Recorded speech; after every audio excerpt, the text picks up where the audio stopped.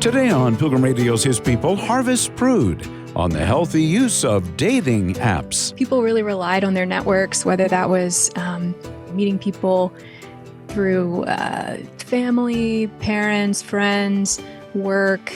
Increasingly, education, college is a huge way people meet. But outside of that, now that there's these websites and apps, a lot of those informal networks are no longer working the way they used to. Harvest Prude next. Christianity Today journalist Harvest Prude writes, for those wanting to meet a life partner, surprisingly few do so at church.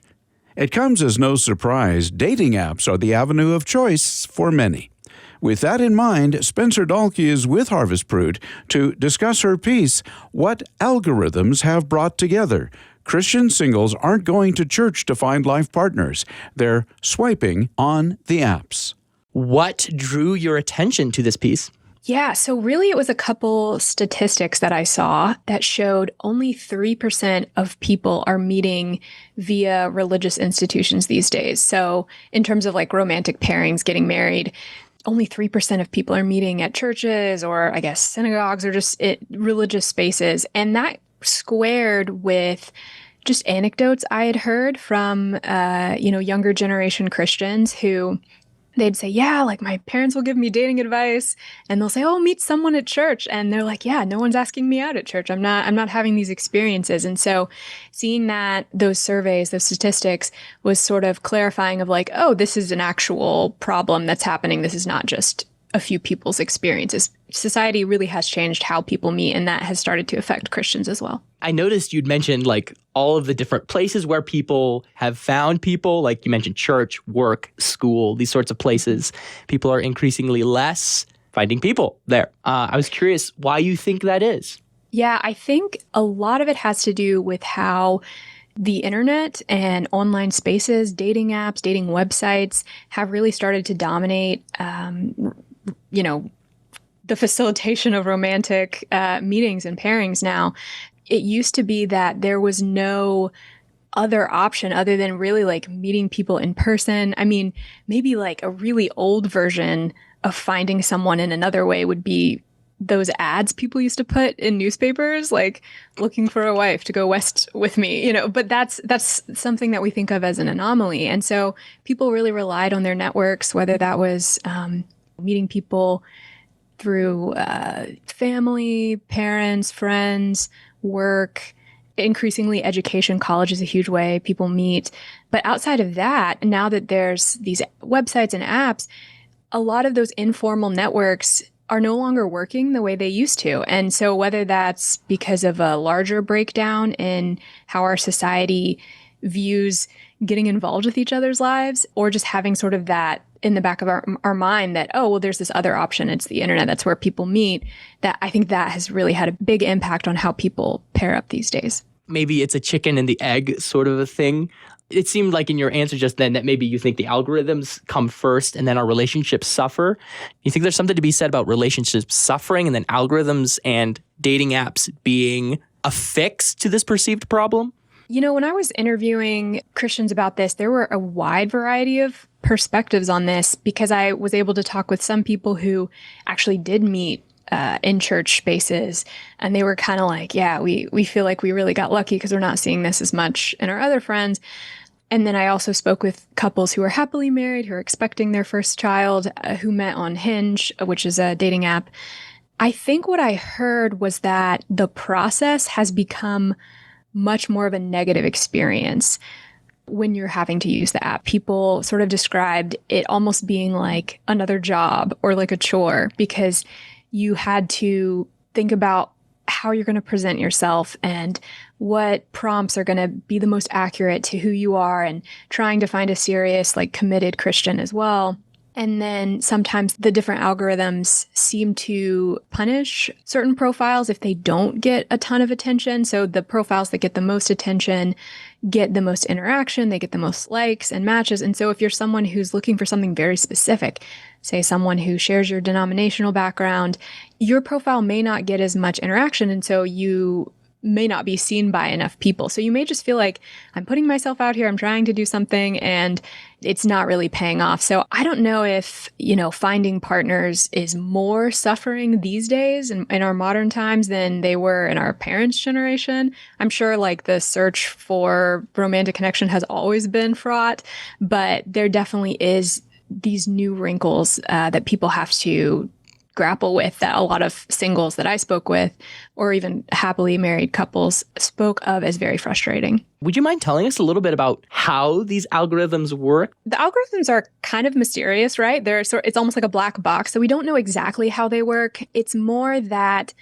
the way other people on the app interact with your profile affects how your profile is viewed. So let's say, you are a religious minority and you're in a very like secular area or an area where you're a mismatch, you're just not going to get as much play. And that causes the algorithm to think, okay, there's something about this profile that's not popular, so let me not show it to as many people.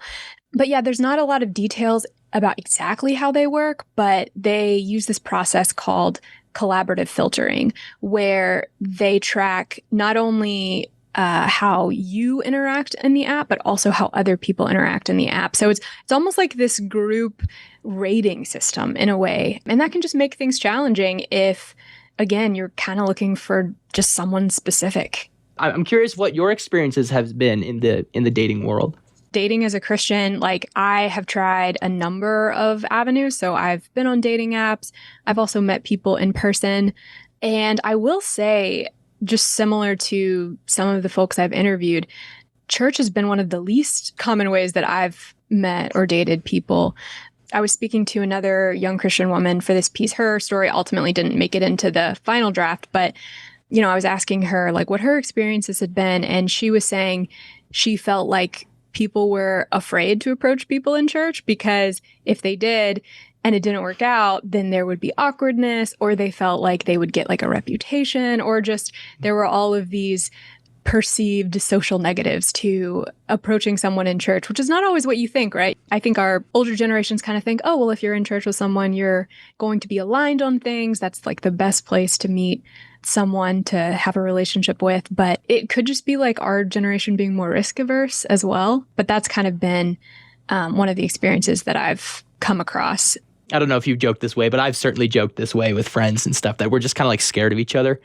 Do you think that's true? Or maybe you think we just don't like the feeling of not being in control?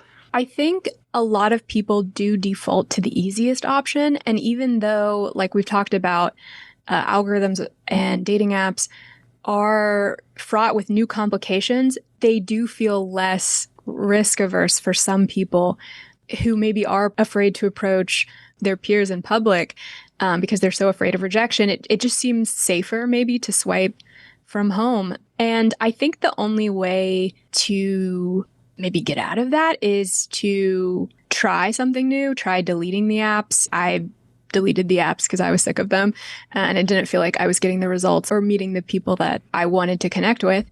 But there actually is I interviewed a man for the piece. He has an organization called Communio, and he's convinced that the church needs to be more active in facilitating singles ministries.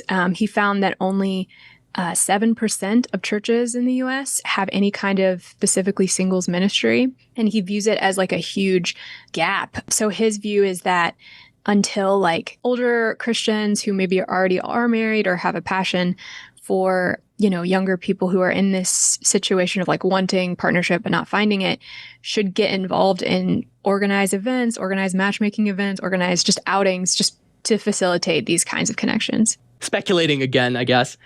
I'm trying to parse out how we get to this place, where we turn to dating apps. And do you think that part of that can be blamed on a hands-off church? I think it's one of many factors. I do think, let's say you go to a church and they're like, hey, Friday nights, singles ministry, all of the young people in the church are going to go bowling and then they're going to have a Bible study at someone's house. Like that's how my parents met, was through these regular Friday night events at their church. So if you have options like that in your mind, maybe you're less likely to turn to the apps. But I think the big reason people get on the apps is because there's a perception, and it's often true, that's where everyone is. And so if you want to date and people aren't approaching you in person because they feel like they have these other options, then there's almost this pressure of like, I'm missing out. I'm not meeting people because I'm abstaining from the apps. I've heard it said by people looking at, the relationships culture in America that maybe the church does not value singles as much as they do married people. Like singles is almost like a sign of like immaturity. So there's maybe a discomfort, I guess, paired with maybe an American individualistic is like, go be fruitful, go find someone, Yeah, I actually spoke with a woman. Her name was Jessica, and she was married, but she was at a church conference, and they were having a moment of prayer and reflection of like, who could you serve right now that you're not serving, and who's on your heart?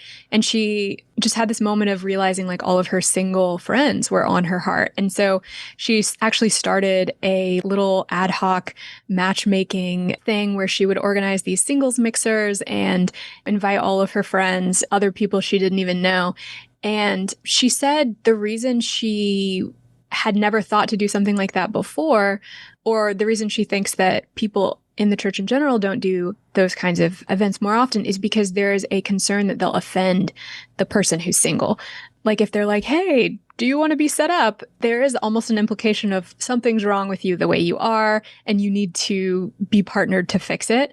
So I think they're dealing with this whole question of how Christians are meeting and dating. It brings up the issue of maybe some people don't want to date. Maybe some people are content as they are single. But I think churches err on the side of assuming people don't want interventions when they actually might want, someone to ask like, hey, like, are you open to being set up? No worries if not, but like, I know someone for you, or I know this really nice person who I think might be your type, those kinds of things. So I do think there is a hesitancy to offend. And just the fact that like married couples do make up a lot of the regular churchgoers. And so there's just a lot more programming geared towards families, marriage ministries, all of that. And yeah, I think singles have kind of fallen through the cracks because churches assume that dating apps are kind of filling the gap. Curious if you'd cast a value judgment for us. Looking into dating apps and algorithms, what do you think about using them for matching people together? I don't think that this is a situation where there's a clear conscience, right or wrong. I think it's very individual to the person's circumstances. So I spoke with one couple who the husband had used dating apps, but he found they started to create in him a kind of like Amazon mentality where he was almost viewing profiles as like, does this check all my boxes? Let me try and find the perfect person that I can almost like order and get shipped to me. And so he found that he really hated the mindset that dating apps created in him in terms of almost objectifying people. And so he stopped using them. For other people, though, I think, let's say you're in an area where you're having a hard time meeting young people. Let's say no one at your church is below 40 or whatever your age group is, and you're not meeting Christians and you want a way to meet Christians. There are Christian-specific dating apps, or you can put in your profiles like your faith and kind of make it clear that that's an important thing to you. So I really think it has to do with what is the effect on you when you use them? Does it create a mindset of not viewing people as like children of God that's bad? Or is it allowing you to be proactive in an area where maybe you've been passive or discouraged? I don't think there's a clear right and wrong. I think people just need to approach it with individual discernment and maybe some wise counsel. For me, I found that they just didn't seem to give me the results that I wanted, but I did give them a try like multiple times before I came to that conclusion. And I don't regret that either. So I think it's one of those things where it'll probably vary. Well, my guest today is Harvest Prude. She's a national political correspondent for Christianity Today and the author of What Algorithms Brought Together, talking about dating apps and using them to find relationships and potential spouses in the life of a Christian. Turning a little bit more to like exploring human flourishing, have you read much Wendell Berry? I'm familiar with Wendell Berry. He was really big on my political theory classes in college, but I don't know that I've read like a full book, but I've read segments, yes. Mm-hmm. For, I guess, our listeners who may not be familiar with him, he was very skeptical of technology and industry in America. And I'm curious what you think about outsourcing our humanity to machines. seems to be kind of the trend we're going, especially with AI and algorithms even here. Do you think we're losing something as human beings if we are avoiding hard, shall we say, character forming experiences like finding a partner? Yeah, I really think that everyone should have the muscle of knowing how to talk and interact and like walk up to someone and start up those conversations, even when there is maybe that fear or that hesitancy due to fear of rejection. And so I think if relying on a dating app is causing that muscle to, atrophy, and you're finding you are unable to approach people in person at all, then that is absolutely a loss. At the same time, I do think people's circumstances vary so widely, and technology can be a gift, but it can also be one that sours. Yeah, that's just one of the mysteries of human nature, is that the same tool that can be used to strike your brother over the head, like I'm thinking of Cain and Abel, can also be used to build the foundation of a house, like a rock, right? Like you can use the same tool for good and evil. And so I do think, like, Jonathan Haidt had a book, he's a journalist, he had a book talking about the clear negative impacts of technology use of children and just how much it can kind of mess with their brains and their development. And I think, as adults, we shouldn't assume that we're immune from those negative effects either, and just be very aware of how much of our lives we are like living through screens. But at the same time, I guess I'm not really someone who's used to giving prescriptions, right? Like, I'm a journalist. My job is to ask questions and to hear different perspectives. And so I'm cautious of giving like a hardcore and technology is evil conclusion, because I use it myself. We're speaking through technology right now. So I think it's one of those things that just really varies based on what it's being used for. It's a charitable response, and it's hard to give I'm skeptical of technology myself, but I even realize it's really hard to get away from it. Life is complicated is the short of it, I suppose. Yes. And it's frustrating too when so many more devices that used to just operate mechanically are now smart devices. Like, why is your washing machine talking so much now? Like, we don't need that, So I do think technology is overcomplicating things that don't need to be complicated, but that's a whole nother topic. I thought it was funny. I mean, going back even earlier, you mentioned churches that have like matchmaking events and these sorts of things. And you mentioned then, and you report in your article, that Christians maybe hesitate to matchmake when they think it's going to be offensive. And yet at the same time, it seems like a lot of Christians are turning to computer algorithms to do exactly the same thing. Do you think there's maybe a spirit of intrusiveness that the church should adopt to build better relationships with the congregants? This is one of the ways that the church does have a really unique opportunity, because the church does gather all these different demographics into one building, sometimes one small group. And there's this opportunity for, conversations to happen from older generations to younger generations, from married to single. And I think people are so used to wanting to mingle with people who are in their stage of life that it's almost rare to have those like strong friendships where someone's married and someone's single, unless you were both once single and then someone gets married. That I think it's often like married people who maybe, met in college or met when they were young. They don't always understand what the dating scene is like. They just assume, oh, well, they have the app so they can meet people if they want. Like, they assume it's easy, or they assume like it's straightforward. But what I was hearing from singles was that, no, it was really frustrating, and they would like welcome interventions. And so I think it's one of those things where just using the opportunity for cross-demographic conversations is like, church is perfect for that. Like, small groups are perfect for that. And when someone brings up something like, yeah, I'm really frustrated with dating right now, instead of just assuming like, oh, I don't really have anything to say about that because I got married like in college, maybe asking questions of like, oh, well, what are you looking for? Like, would you want to be set up? Like, I have a cousin, those kinds of things, I think are more welcome than people assume. Depending, again, it depends on like who the person is. So like that's where kind of adopting that journalism mindset and like asking questions helps. Just then, you mentioned you have to kind of know who the person is. And that kind of makes sense because, you don't want to accidentally match two people together that are really polar opposites and just wouldn't work together, that kind of thing. So do you think maybe the failure to build good friendships and actually learn about people and invest time in people kind of contributes to this then?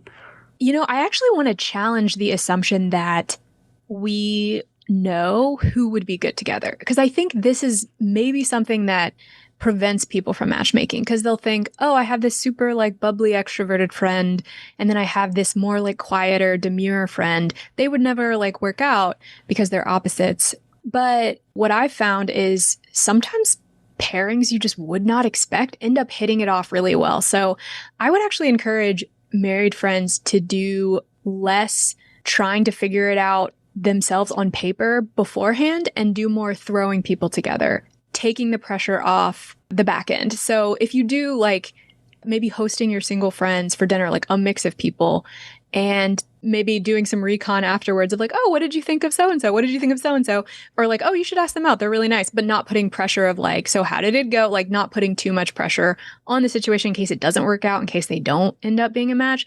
But yeah, just because thinking in my own life, like some of my friends who have ended up with people were not the people I would have picked out for them, just because of knowing their traits and qualities on paper, but are actually like perfect together. So I don't actually think the problem is that people don't have enough friends. I think people have really good, solid networks.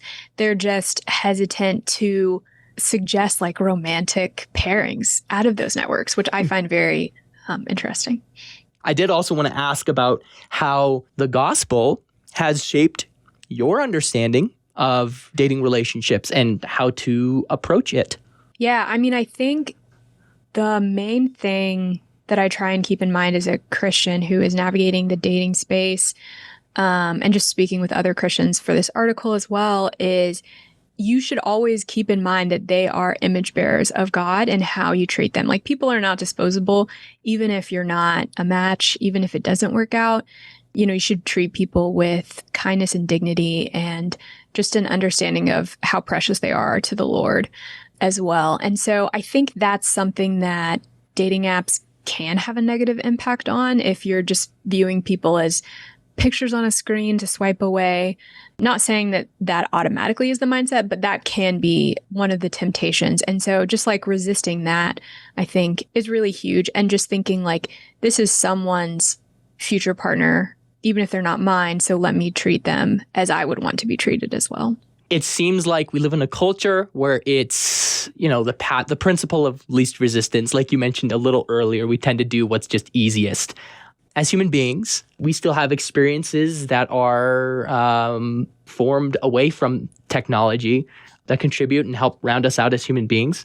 I'm curious if you have any advice on how we can train ourselves to lean into our humanity as a solution for our ailing relationships, finding better relationships.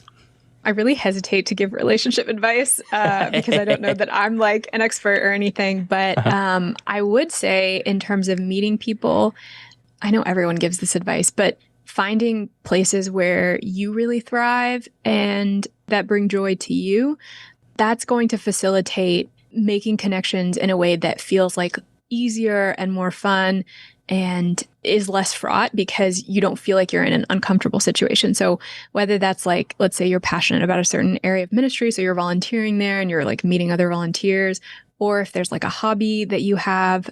And again, this does depend, I guess, on where you live as well, like what kind of options you have together.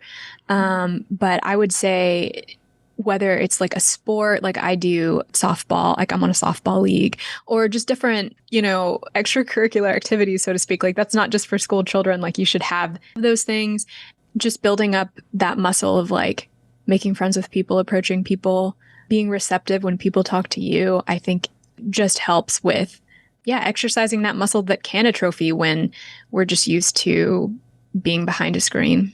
You've been listening to His People on Pilgrim Radio. Many thanks to our guest, Christianity Today journalist Harvest Prude. We've been discussing her piece, What Algorithms Have Brought Together. Christian Singles Aren't Going to Church to Find Life Partners. They're swiping on the apps. You can read it by going to ChristianityToday.com. Tomorrow on His People, it's Jackson Turkhurst on his story of war, adoption, and finding your purpose in God's plan. I became an orphan, and I spent the rest of my life, my early years, hiding from rebels, hiding from bullets, and starvation and hunger, and so much more, and abandonment. And then I end up in an orphanage where I spent a lot of years there, and then God made it possible for me to be adopted into a loving family here in the States. And my story has been written ever since. That's tomorrow at the same time, right here on His People. Thanks for listening.